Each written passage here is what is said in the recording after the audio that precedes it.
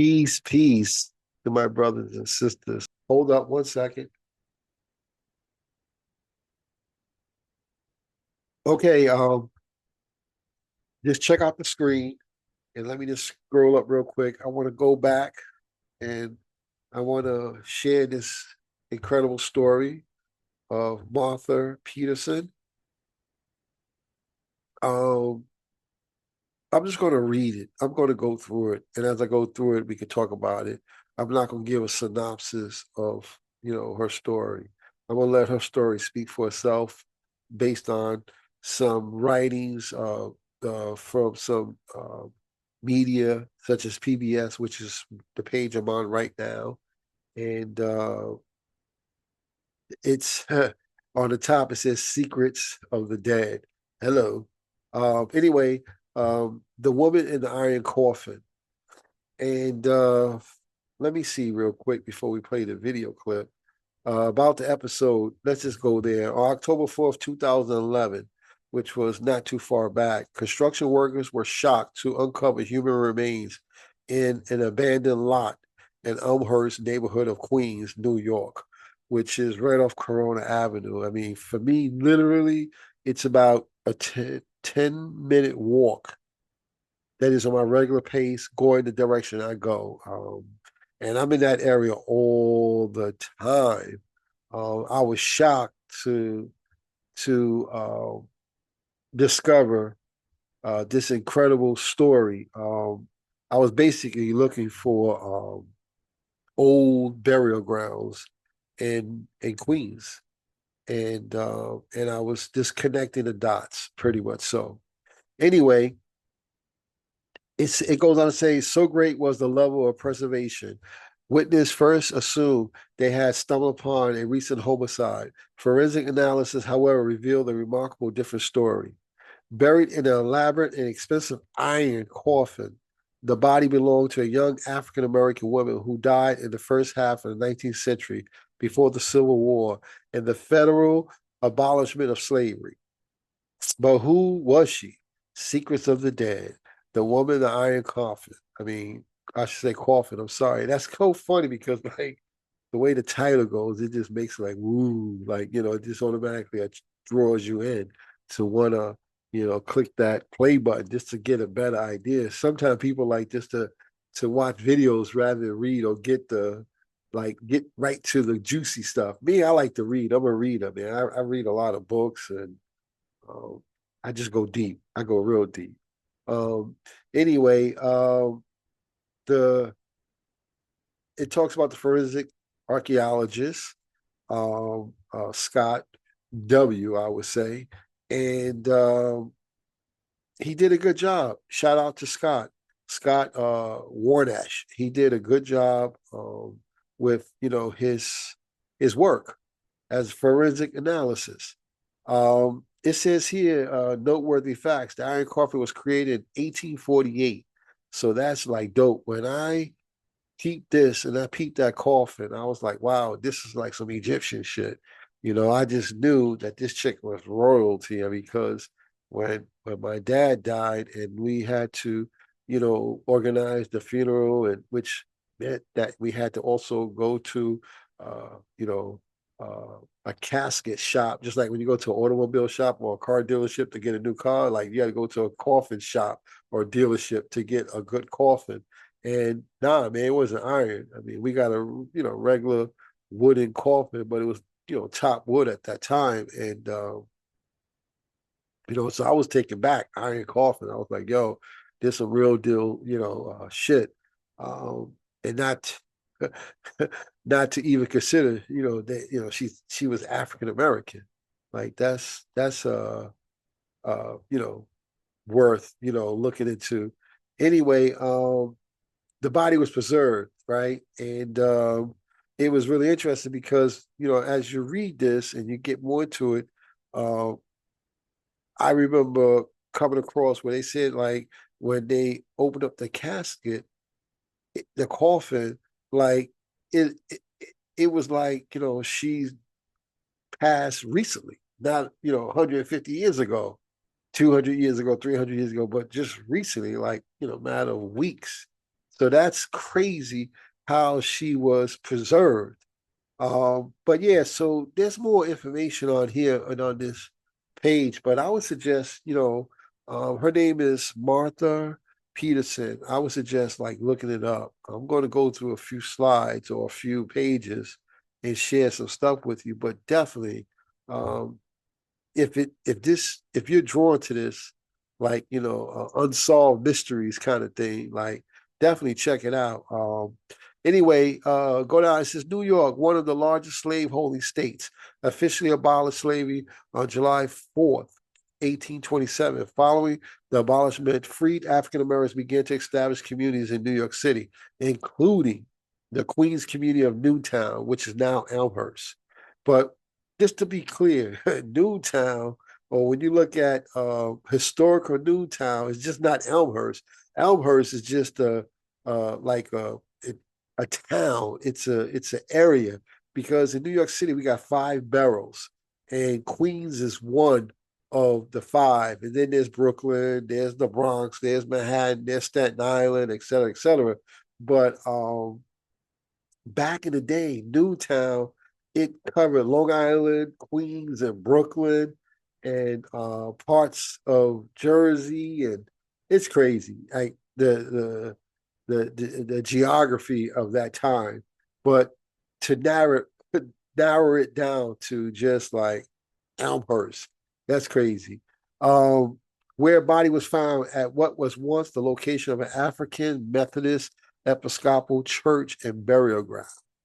Just to be clear, when you see Methodist and Episcopal, uh, that is, how can I put it? That is, I wouldn't, yeah, when you can say denomination, that is the that is a child of the mother of the Christian religion of Protestant. Okay, Protestant.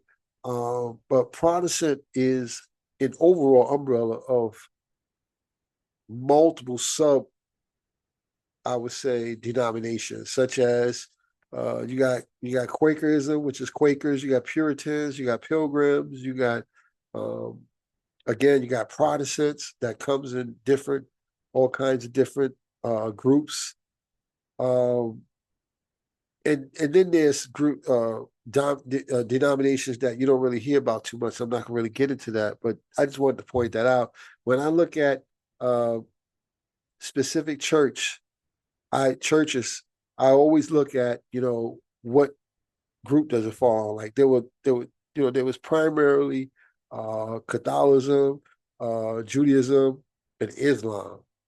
And then there was a break off from Catholicism, which is the Eastern. There was the Orthodox Church. Then there was the Church of England, et cetera, et cetera. And then it just trickled down from there. Just the same with Judaism and Islam too. Same thing. It's all man, uh, I guess, manage where everybody has a vision and everybody want to share that vision, and some is a lot I should say specific to that individual's lifestyle and belief that creates the offshoots. Like the Puritans that was coming out of England, the Quakers that was coming out of England as well as Germany, the Huguenots that came out of um, um, the peninsula that went into France, the Protestants that came out of France, which started with Martin Luther in Germany and John Calvin in France, and then he went over to the Netherlands. Well, I should say the Scandinavian, which is Switzerland, and it jumped off from there, et cetera, et cetera. Anyway, let me just get back to this. The piece here, the woman in the iron coffin was first discovered by construction workers on October 4th, 2011. It was believed to be a victim of a homicide. Archaeologists were called to the site on October 5th, 2011, where they discovered metal fragments suggesting the woman was buried more than 150 years ago. That's pretty deep. Um, From initial examination, it was determined that the body was that of an African American woman dressed in a long white nightgown with thick knee-high socks and a crafted comb, which that could have been just like a pick where you pick an afro, that held a delicate knit cap on her head, which, us like, black folks, when we go to bed at night, we put some people put do rags, some people put I put like a lock cap on, just to keep my locks um, together and I guess where it doesn't pick up no lint or anything like that. But yeah, most of us wear caps. Anyway, after examining the body and studying the 1850 census of New York City, he put Warnish determines that the remains likely belong to Martha Peterson, a 26-year-old African American woman living in New York City in 1850. Peterson was the daughter of John and Jane Peterson, prominent figures in Newtown's African American community. Um, yeah, her parents they were involved. There was community people, which hopefully we'll get into that. But I just want to get through this real quick. Public records also noted that Martha Peterson lived with William Raymond, the brother-in-law, neighbor, and business partner of Almond Dunbar Fisk, the Iron Coffin creator. In 2016, a woman in the Iron Coffin was given a proper burial by the St. Mark African Methodist Episcopal Church of Jackson Heights. Yeah, I've been to that church too. It's pretty interesting. We have many churches. Matter of fact, where she was found was a vacant like lot, which now in front of that is a whole bunch of stores. I would say on that block from 91st Place to 90th Street, Corona Avenue. So if you're in New York and you visit Elmhurst, this is like the geographic location. Um, there is maybe 20 stores. And in back of those stores was the lot, which was it was an open area, which was a cemetery, and there was a church built there, AME Church. And since the church has been torn down and rebuilt in another area of Queens and Jackson Heights, actually. So on that spot where the cemetery in the area, it's more or less still there because we go to the back of the stores, but you can go on 90th Street, you can see there's like a parking lot, which you can see the whole area. So it's not like they built like directly over it. The businesses that's there, yes, it's on the cemetery. And God knows how many bodies underneath the stores, but that's another story. And I don't want to spook nobody, but truth is truth. But my point I want to make is from 90th Place, which goes to 91st. So from 91st, there's about 3 lights from there, and give or take 3 lights from 90th Street to go into Broadway or Corona Avenue. There is about 8 churches just in that little vicinity. And that's right. 90th Street is right where Newtown High School is at, which before it was a high school, it was actually a church. And the high school was built in the 1800s. So it still got some really, I guess, historical ancient architecture of the school. So that's pretty interesting. Um, anyway, let me just play this a little bit. So see if maybe you guys can hear it. It's about 30 seconds. So let's just go there. So I'm going to click it. You should be able to see it from here. I should say from where you at on your screen. Okay, here we go. We're dealing with an African American woman. She died over 150 years ago. Neglected history is revealed. It's really important that we create this rich and diverse tapestry of 19th century African American life. And a local community comes together. Her life is a testament to our life. The woman in the iron coffin on the secret of the dead.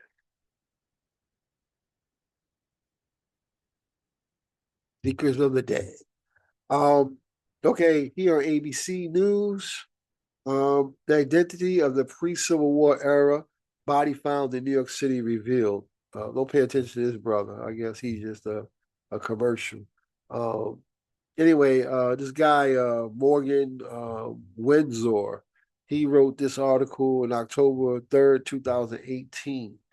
Um, it says 7 years ago, forensic archaeologist Scott Warnish was called in to examine human remains of what was assumed to be a victim of a recent homicide at an abandoned lot in Elmhurst neighborhood of Queens, New York City. So I'm not going to read this because I pretty much covered that in the last one, and I've talked a little bit about it. But I guess I just want to scroll down, and this way, if you see something you miss and you want to just highlight, take notes, or even just go to ABC yourself, you can actually pretty much get that information. Uh, yeah, so the documentary's out. This here is the Office of City Medical Examiner. This is like how they, I guess, where the body's at. They got a tag there. And this was in obviously October 5th, which was yesterday, 2011. So we're looking at just like not too long ago, this coffin, iron coffin, uh, appeared. It was dug up, and it was a backhoe. A backhoe is a specific machine that they use to do excavation. So I assume it just has like a jackhammer, and when it was going down, it hit something, which hit the metal coffin. And when they finally realized it was a coffin, there was somebody in it. When they opened it up, half of her skull, her head was pretty much damaged because of they call the backhoe, the jackhammer. So we'll probably cover that. But it was this coffin was created in patent 1848 by Fisk. Uh, so-called Fisk metallic burial case was custom formed to the body of the deceased, styled after the Egyptian. And see, that's what I was saying. Like it had like an Egyptian connotation to it for me. That's what I envisioned when I seen this. Their airtight casket were designed to naturally preserve the remains of individuals who died far from home and needed to be, wow, but that's kind of weird. Sanitarily transported to a distant funeral in a time before embalming or refrigerated. Um, well, it talks about if it's disease and quarantine, all that. This is the dude that did the I guess the archaeologist, not the I'm sorry, not the forensic archaeologist, Scott Warnish. He's the guy. This is the picture, and I like the way they have a lot of old artifacts of like what would appear to be like furniture. So yeah, I just usually scroll through this real quick to see if there's anything that I miss and any new information that I can just read and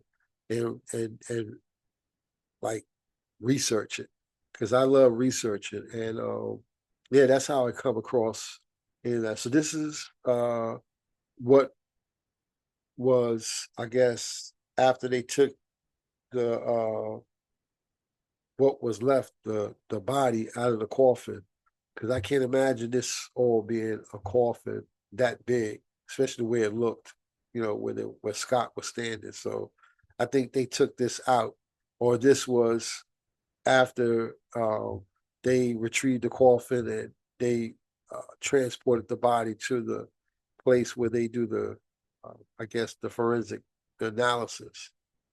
Um, yeah, that was it. There's like a lot of information on this. I just covered some of it just to be on the safe side here. So let me see. Real quick, they did a proper burial for this or funeral service. It was in 2016. The woman in the iron coffin was given a proper burial by the St. Mark African Methodist. So that was really nice of them. I really, I get that. That was the least. And this is after the forensic, imaging with the skull and digital technology. This is what she would have looked like, or this is what she looked like, rather.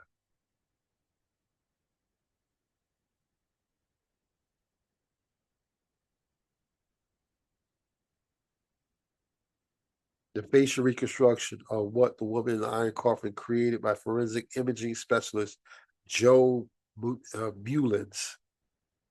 So yeah, that's he used a CT scan from Peterson autopsy to digitally fix the damaged parts of her skull, which is again from the jackhammer, the back hole they call it. So yeah, that's pretty much that. Um, The Secrets of the Dead, Martha Peterson. It just goes on to give you a little bit more information. This was another, I guess, examiner once the police was contacted. Because matter of fact, where this place at in Corona Avenue, Elmhurst today, the precinct is like literally like 3 minutes from that location. So it says here scene recovery 2011, photographed by Chris Rainwater. Um, yeah, so this is another piece here on historical records.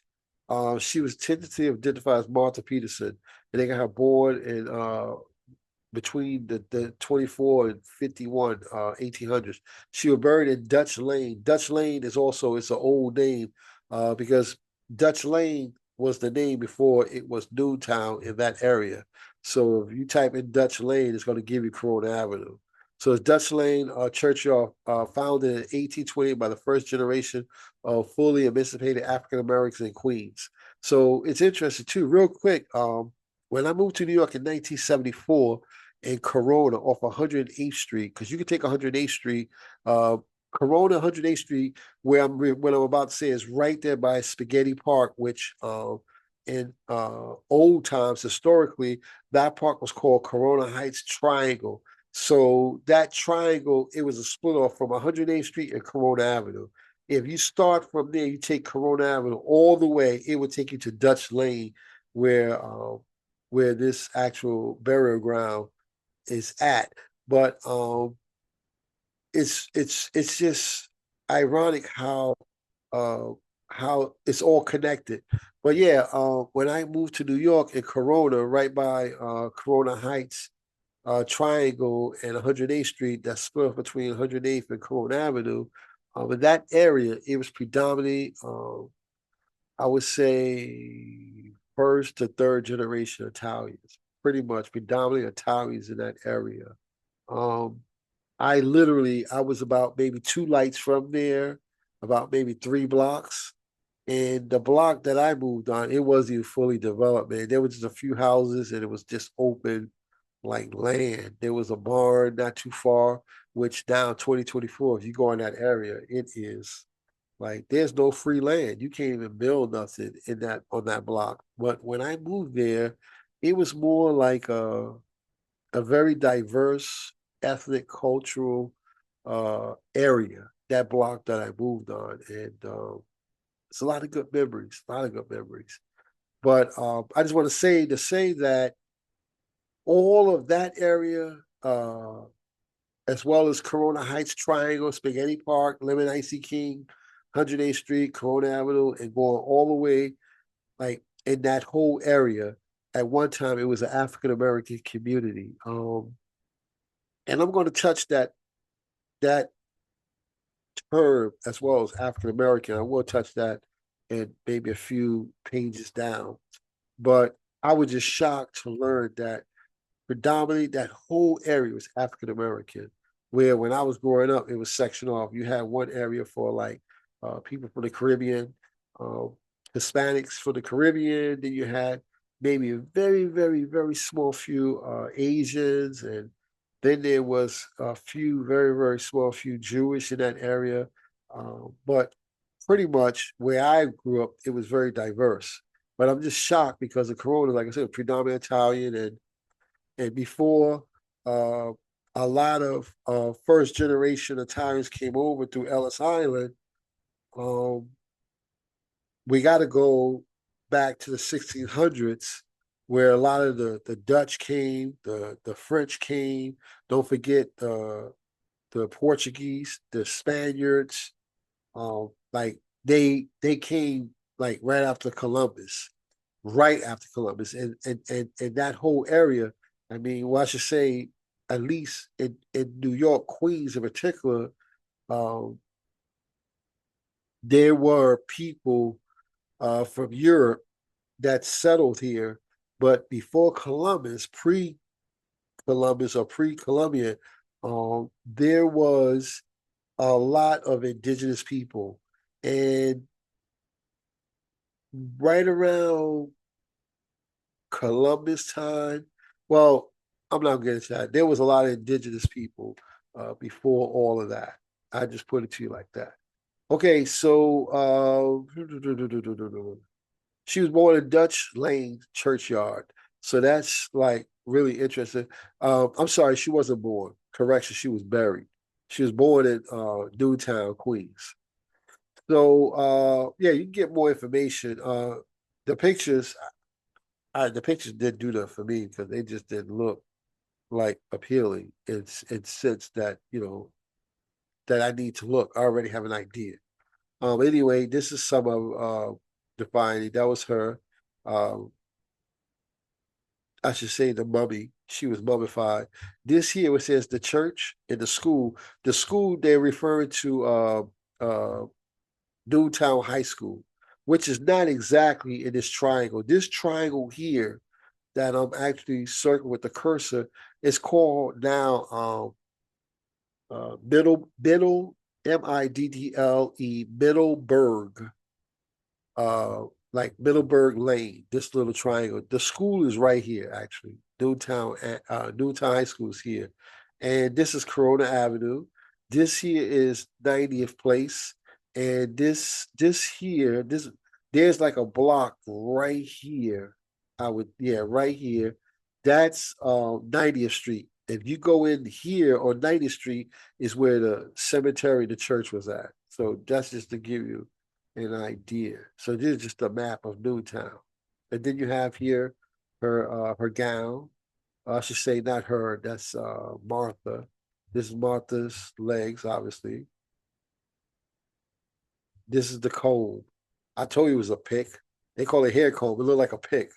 When you look at the afro, it looks just like a pick. But anyway, that's that. Let me put my charge up my computer. I got about 9% on there. So that's not good.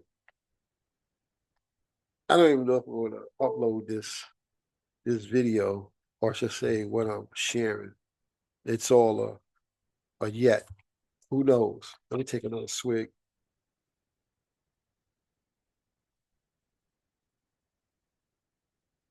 So yeah, check it out, man. This is a remarkable story.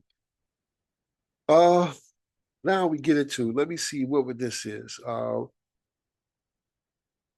This was American African American Registry. So it's .org. It's aaregistry.org. You can just search and look for it yourself. But anyway, as you go down, the well-preserved body was that of a young black woman who died before the American Civil War. The American Civil War was like 1860. In the first half of the 19th century, although she appeared to have only been dead for about a week, right? They said that's how well her body was preserved. I mean, inside that iron coffin. Um, they said it was elaborate. She was buried in an expensive metal casket on the property of what was once an African American, or I should say African Methodist Episcopal Church. Um, the first cast iron coffin was created and patented in 1848, and it says by Mr. Fisk. This guy, he had a lot of great iron coffins that he made with her brother-in-law William Raymond, and their company was called Fisk and Raymond Company. They said they believe she lived with her brother-in-law. So back then, how can I put it? You have to really do some research to understand the the terminology that they used back then in terms of when you think of servant, you think of slave. Uh, Slave has more of a negative, like a very dark negative connotation as opposed to indentured servant.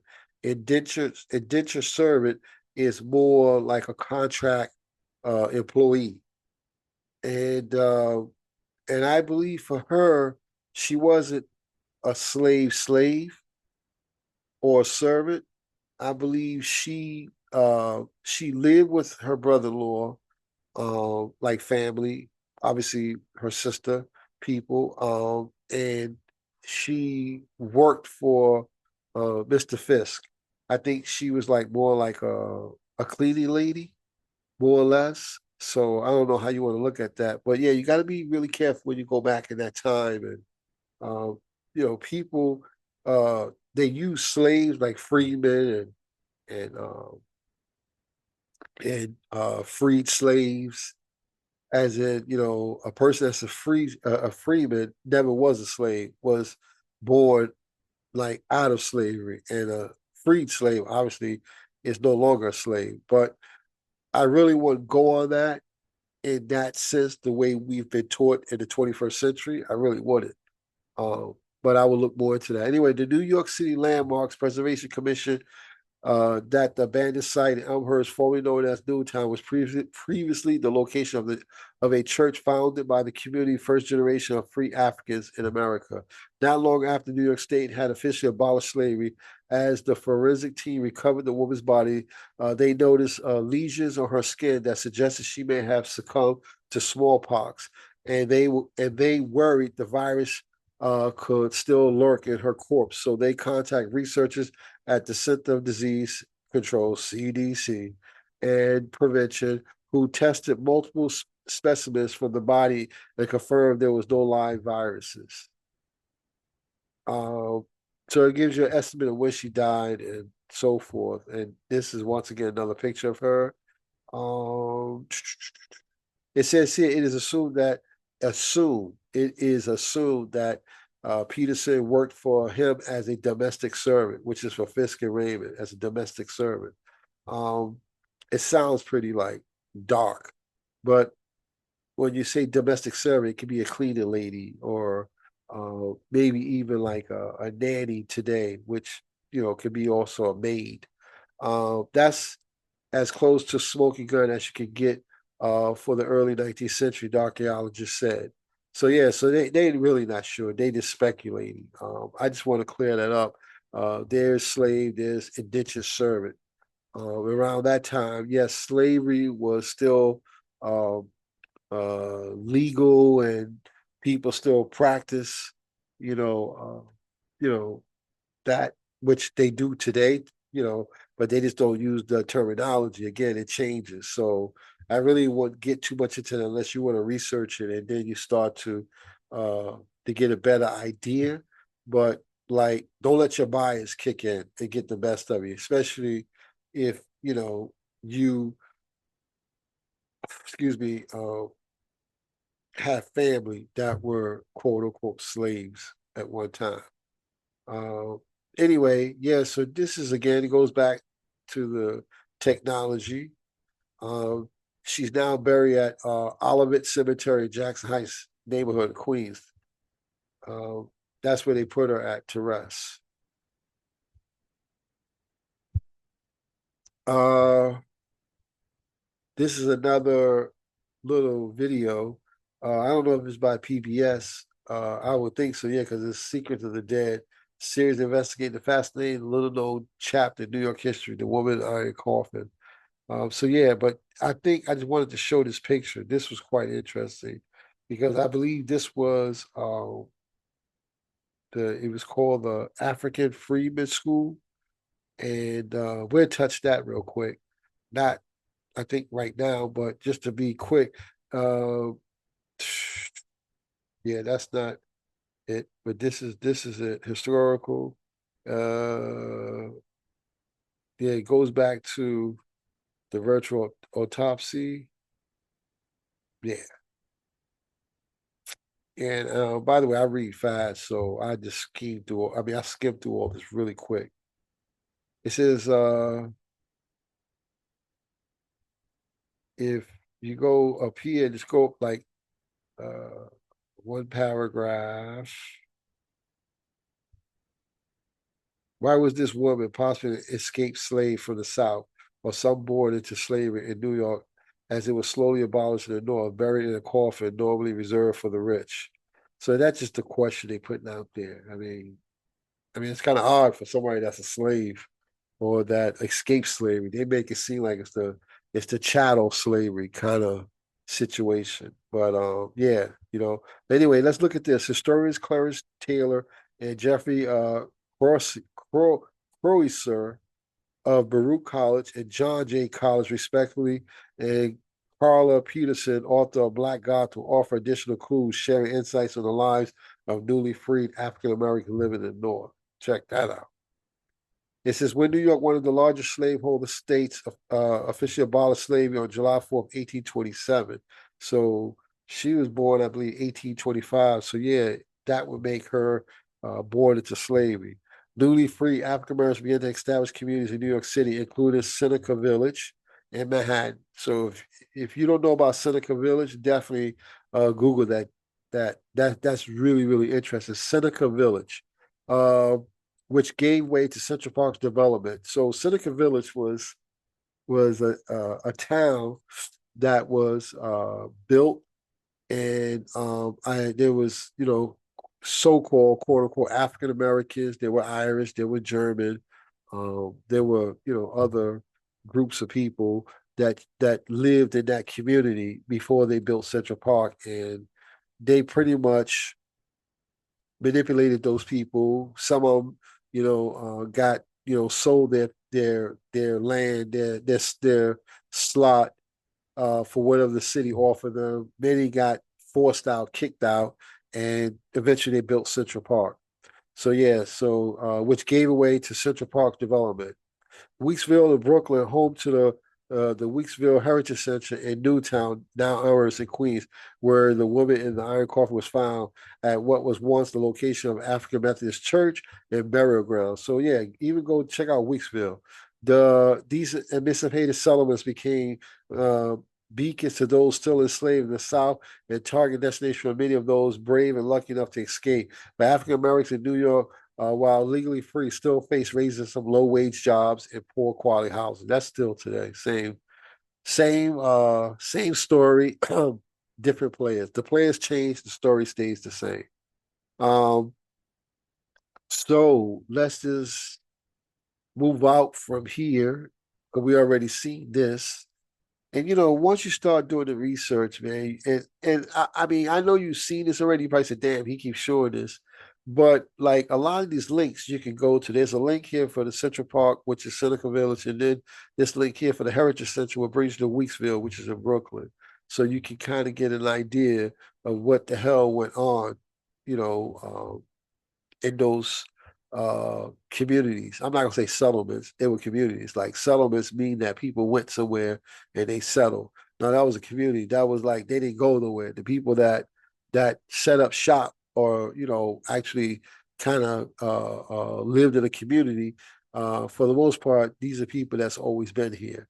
They just tell us that when you take out the African American and Columbus, or even take away Ellis Island and Angel Island, which is the Pacific side of the Asians from the Philippines that came over through the Angel Island ports, you automatically by default go towards Native American, and these are said that these are the people that's the original Americans. But that's another story, and I'm not gonna really get into that because I really don't care too much about that. Like, what really is my focus is me, my people, who I am, and what I'm about. And when you get into all that, people want to tell you who you are and where you're from, and that's like some crazy shit because I don't tell people where they're from. I mean, if I have a question. In other words, if I'm curious, I just go do my own research. Or if I have a friend that's, ethnically from a different culture, like let them tell their story based on their genealogy. If you do your genealogy, you don't have to tell somebody who they are because you're studying who you are. You're learning about your people. And that is enough to keep you busy. So when you get these cats that's trying to tell you who are, they don't know who they are because they don't do their genealogy. If they did, they won't do that. That's uh, a spiritual law. Okay. Anyway, that's it. Let's look at this real quick. This is real. Yeah, this is the piece of the body, but there was something here that I wanted to touch. Uh, where's it at? Okay. Yeah, it says taking what they had learned from examining the corpse, the team it says here scored census records of the time and concluded that the remains most likely belonged to 26-year-old African American. So let's look at this African American at this point now. Let's go there. Okay, what was African American called before the 1600s? AI overview. Before the 1600s, people of African descent were generally referred to as Africans, as they were primarily from the African continent. And the term African American did not exist until much later, when people of African descent began to establish a distinct identity within American society. However, specific terms like negro or slave were often used depending on the context and the time period. I just got to say, this AI is funny because it's a computer. It's a computer that generates its information from that which people input, and it gets algorithm and it keeps like an influx of information flowing. So whatever keywords you type in the search, the AI it gets how can I put it? It can either throw you off or it can bring you right to the point. It's all based on the keywords that you use. That's what I discovered for me, how it works for me. So I don't really have nothing negative to say about it, and I'm not going to boast about it because, again, it's better to talk to someone. That's why when you do a genealogy, you talk to your elders, those who still alive, or even family members. You talk to them about what they know in regards to what their elders told them, uh, maybe who they are. Um, where they were born, how was it when they were growing up. Like my mom, she was born in 1942 in Georgia, Bartow, Georgia. And in Louisville, they still have in the center of town a market, a market. That market was a slave market where they bought and sold slaves, and it's still there to this day. And I don't doubt it. I don't like say it's a theory because my mom actually saw it and she talks about it. And she was born in 1942. So what does that tell you? Anyway, we'll leave that there. All right, the key points to remember: African.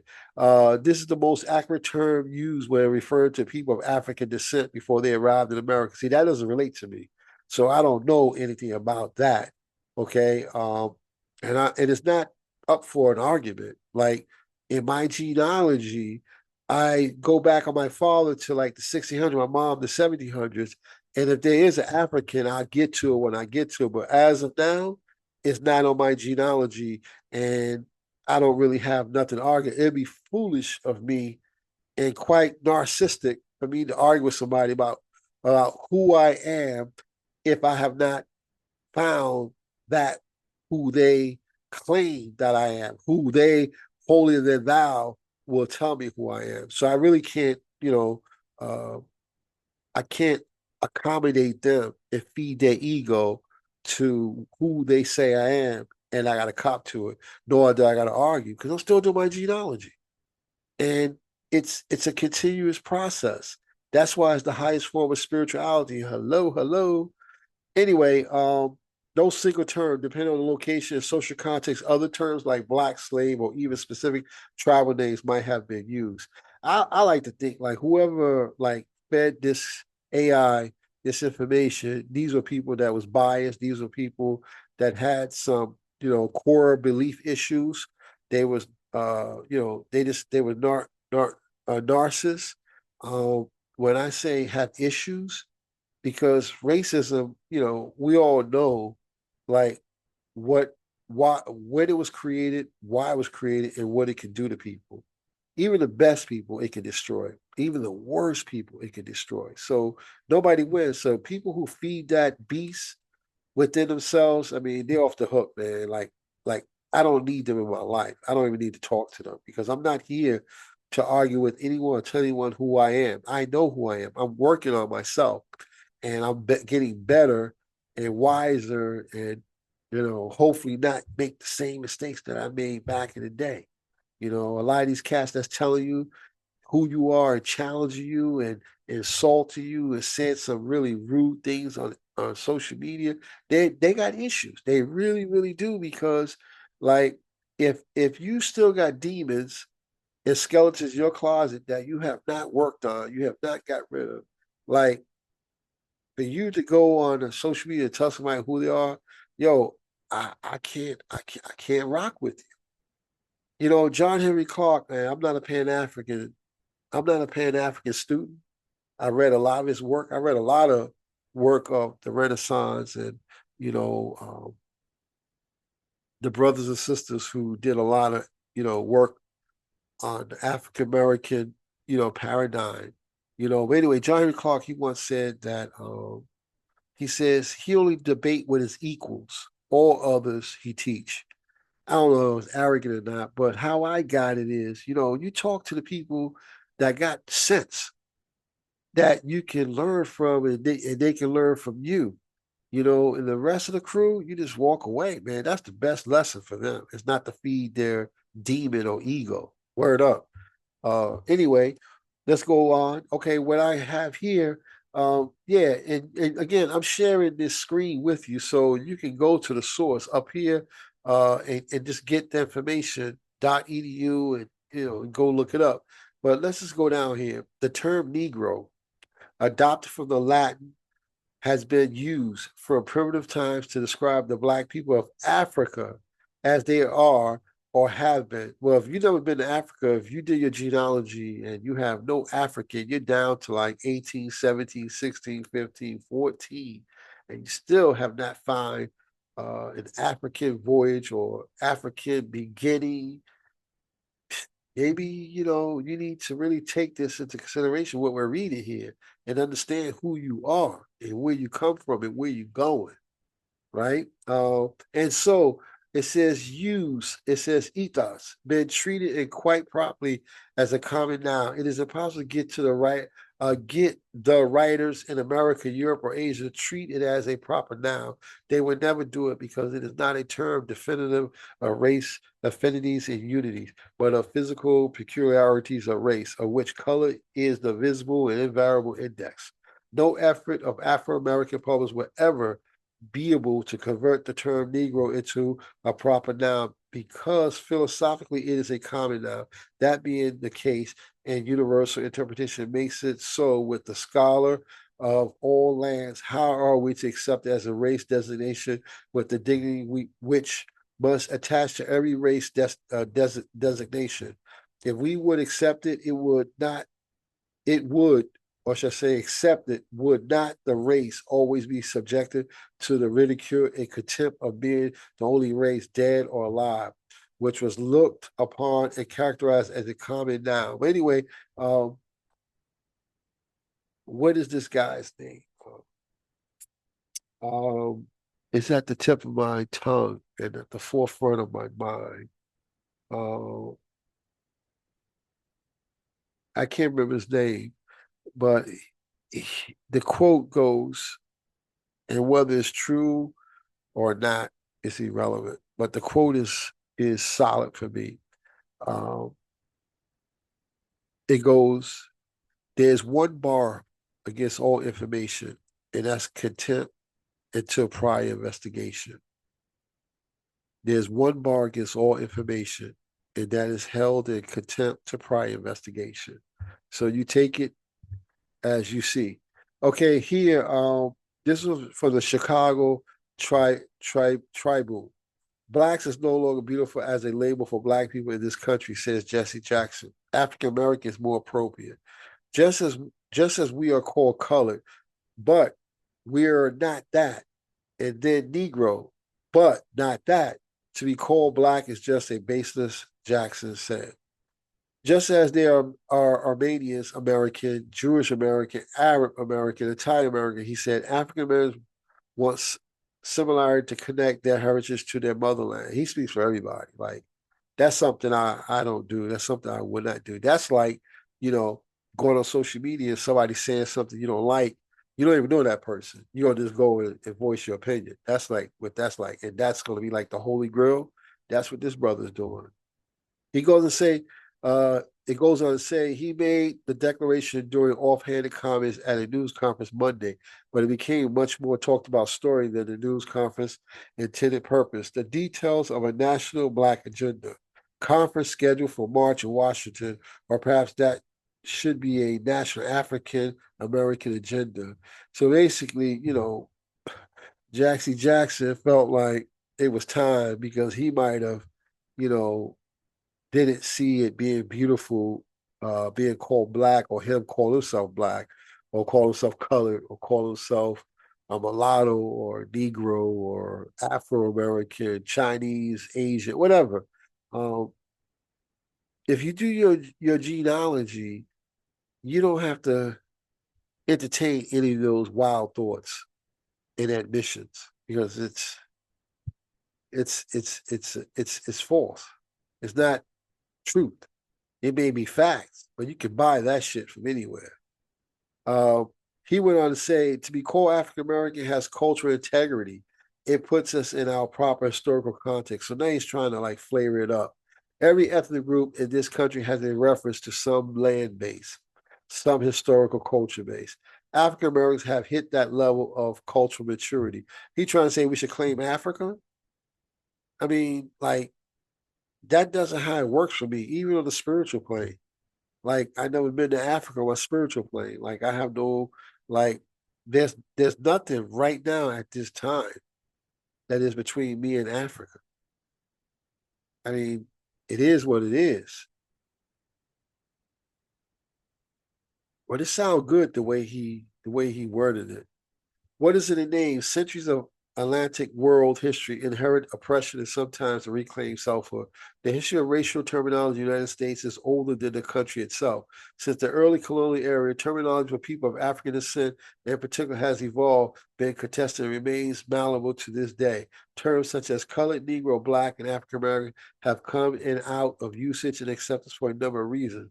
To better understand the terms we use in No Turning Back set in the early 1960s versus the terms that are acceptable for us today. We must think historically about how and why the terms have changed over time. For the sake of clarity, I will refer to people of African descent across time as Black Americans. Well, you know what? That's whatever this person preference, whoever wrote this. Like for me, you know, I call myself what I choose to call myself. And that in of itself, just that what I just shared is stupid. You know, it really is because you know when I'm in my quiet place, my way of acknowledging who I am is I'm grateful. I'm grateful. Not I am. I'm grateful, and I go inside and work inside. And you know, there was a cliche of people say I'm a spiritual being having a human experience, but cliche it may, it kind of sums that up in terms of what I just read. It really, really does. But I'm more than that. You know what I mean? Like who I am is who my ancestors has embodied me to be. And I've discovered that by doing my genealogy, if that makes sense. Um, Noah Webster, I believe it was in 1825.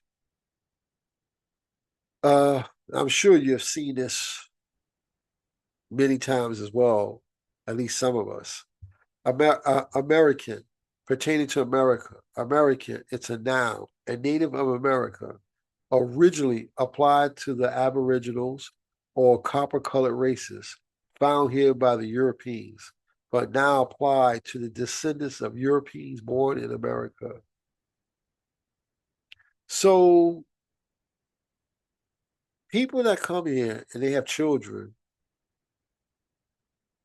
and their parents is from another land, to me, as I understand it, they are natives. Okay. I just read who's an Aboriginal or Aborigine. Now, that goes back to that whole like out of Africa, Pangea, everybody, evolved or everybody came out of Africa.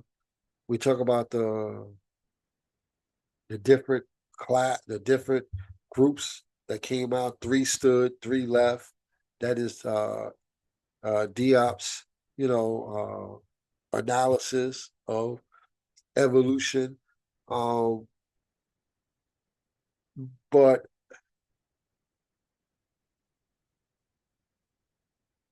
I see indigenous people everywhere. I'm not gonna say my people, because my people is from this land.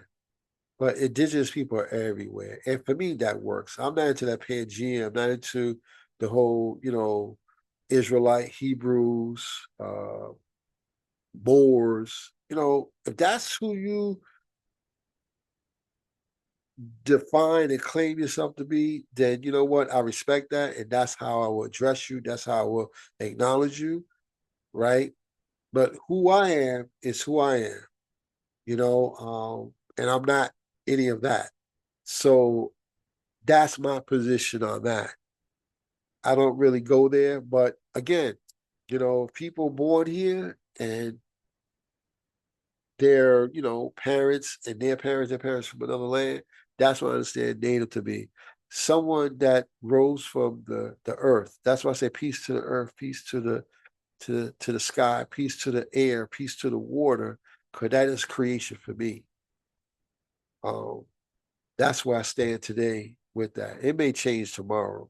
I mean, because it's about evolving, evolution, consciousness. But that's my my my my place at this time. Um, he goes on to say Aboriginal, Latin, AB, origin. It says first, original, primitive. Aboriginal people are the first inhabitants of a country. I would say first inhabitants. I would just say inhabitants.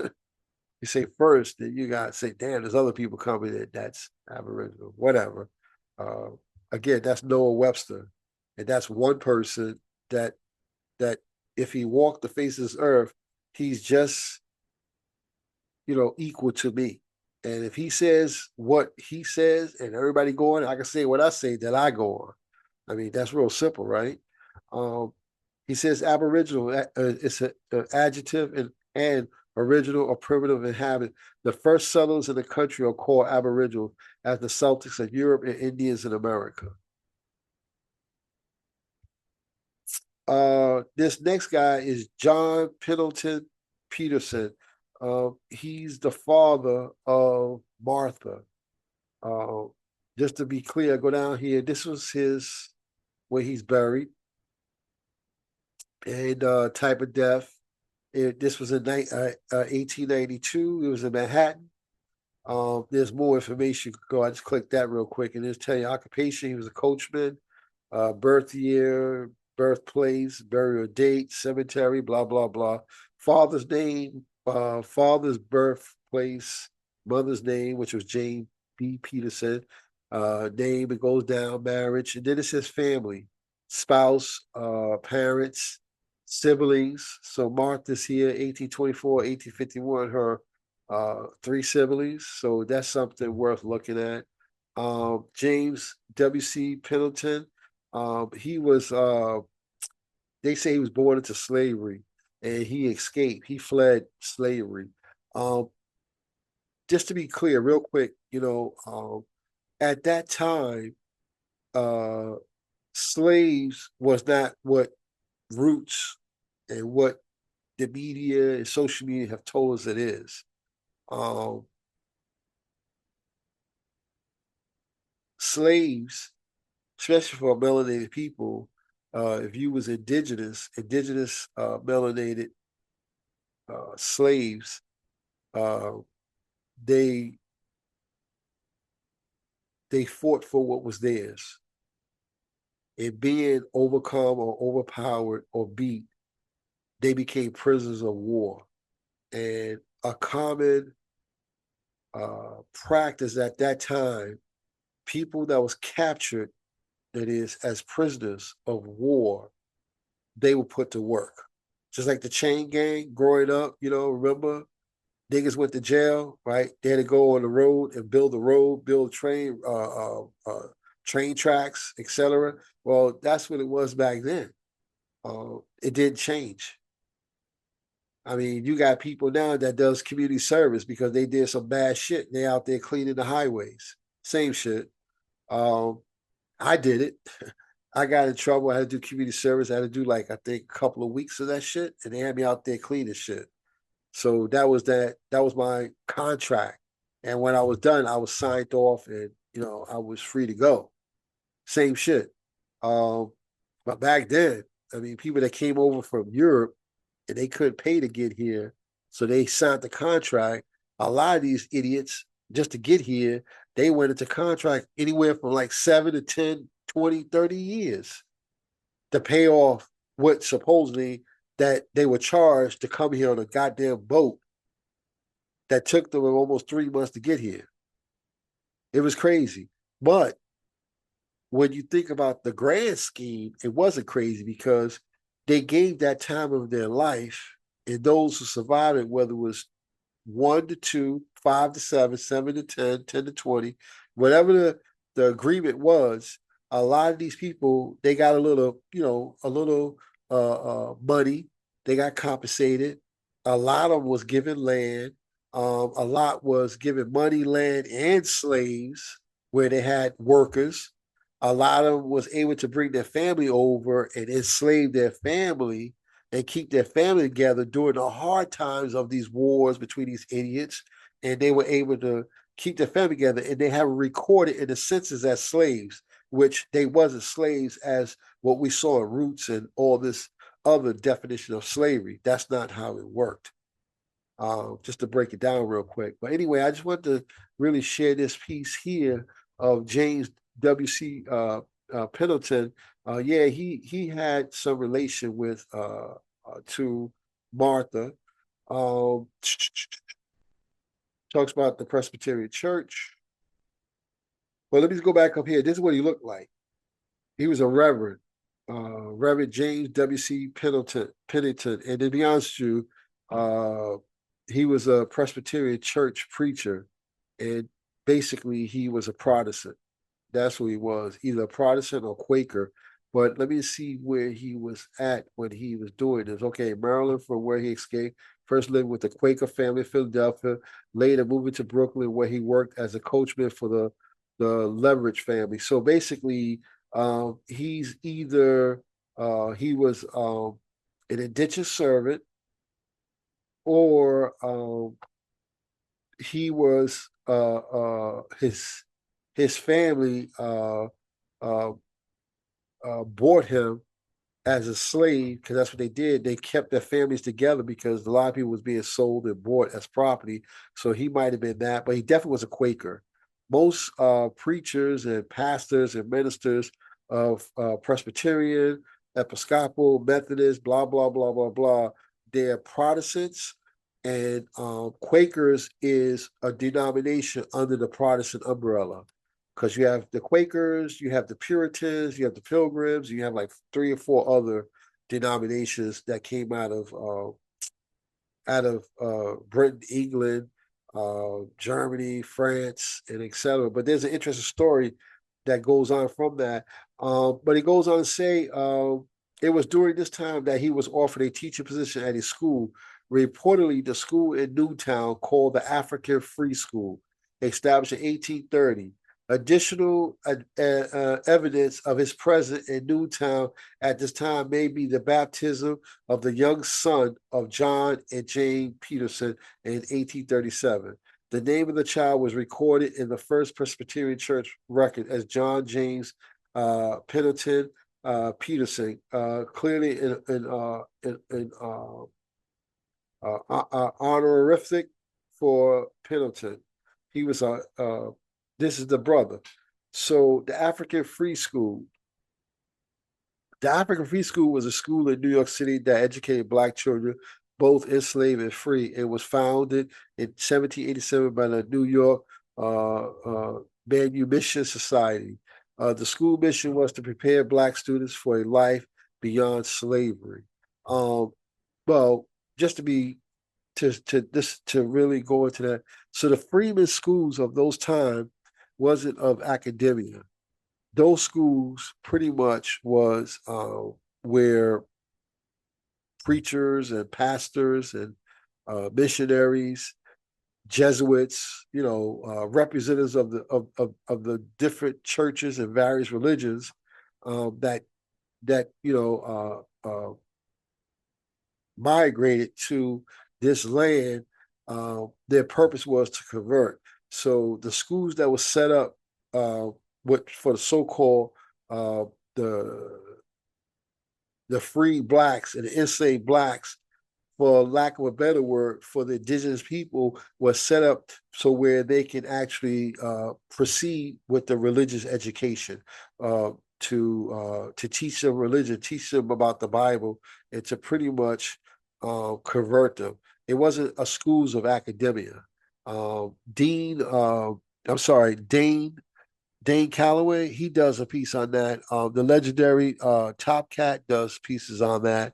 Hootie Merrill, he does pieces on that. There's quite a bit of people on YouTube you can connect with that has either touched this or got a good like playlist where they could talk about this. But pretty much I did research. So a lot of these schools at that time, they were taught by religious people, and they was teaching religion pretty much. Just to be clear on that. Dartmouth, Dartmouth in New Hampshire. That school was built in the 1700s, and you have Dartmouth University, then you have Dartmouth Medical School.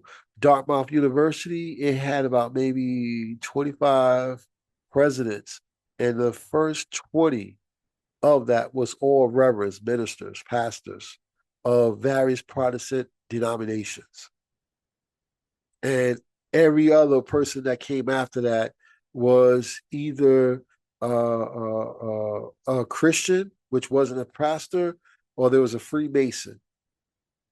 So, members of secret societies. Nothing bad about it. I ain't saying nothing negative. I'm just saying that these were purposeful structures to give the student body a specific instructions, which evolved to today, where we have public schools and we have charter schools, we have private schools, we have boarding schools. All that, what I just said, it emanated, or it originated from the beginning of these schools that was set up by Protestants, Quakers, Puritans, Catholics, because you have Catholic schools. Again, nothing against any of these religions, but that's what they were for at that time. That's what they were about. Okay, the school was founded by Alexander Hamilton and John Jay, the two founding fathers, and other members of the New York Manumission Society. The first school was a one-room schoolhouse in Lower Manhattan with about 40 students. Talks about the curriculum and the enrollment. The curriculum school taught reading, writing, arithmetic, geography, astronomy, sewing, and knitting. Pretty much the curriculum was about religion. And it's really not that easy, quite, easy understood when you're looking at it from a place of ignorance. I don't mean it a bad thing. What I'm trying to say is that, like, you don't have no knowledge of that. So that's, not being naive, that's being ignorant to that. So there's more to study and learn about that. So this was the family of the genealogical record of John Peterson, and it just goes down, tell you about the kids and the children of John and Jane, and you have some information here. You have references, so you can go back to that. That doesn't really matter. Um, John Jay, which is John Jay College and John Jay the person, 1745 to 1829, was a devout Protestant ancestry. Jay was a descendant from a Dutch reformer and Protestant French Huguenots. His grandfather, Augustus Jay, was a French Huguenot who came to America in the 1860s. 1680s. I'm sorry about that. The religious beliefs, and it goes on to tell you more about it. But again, a lot of these guys, if you look at the majority of our presidents, I would say maybe two or three from George Washington up, not the other guys of Congress, but from George Washington going all the way up to present day Kamala Harris, maybe three of all of those, 47, 46, something like that, presidents, all of them was Protestant. They were raised into it. They were baptized. Uh, there's there is a purpose. There's a drive behind all that. We can see that today.